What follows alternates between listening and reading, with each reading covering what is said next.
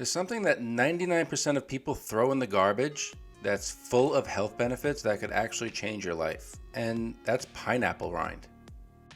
Pineapple rind is full of antioxidants that can help prevent cancer, heart disease, a lot of anti-inflammatory properties, which can help with arthritis pain or any type of swelling in the body. Also digestive issues such as indigestion, bloating, constipation. This can all be relieved with the pineapple rind because of the main enzyme in the rind is called bromelain, which can just give you a ton of benefits.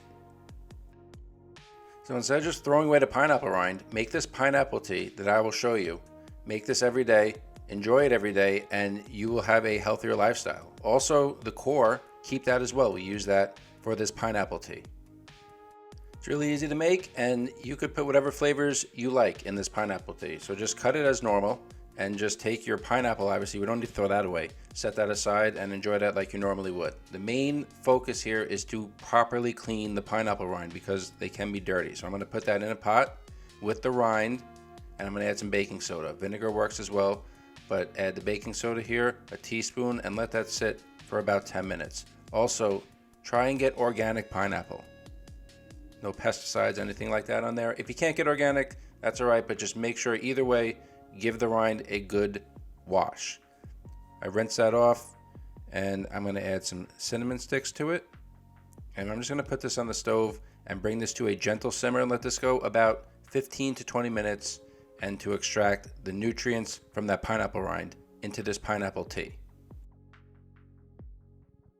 So after 20 minutes on a gentle simmer, you could be done. Kill the heat and you could strain this off and use it, but I like to add some flavors to it, as well as the cinnamon sticks that are already in there. I grab a couple of green tea packets, as well as a packet of lemon ginger tea. Ginger and pineapple go really well together, so I'm just going to add these tea bags into the pineapple tea and give it some extra flavor.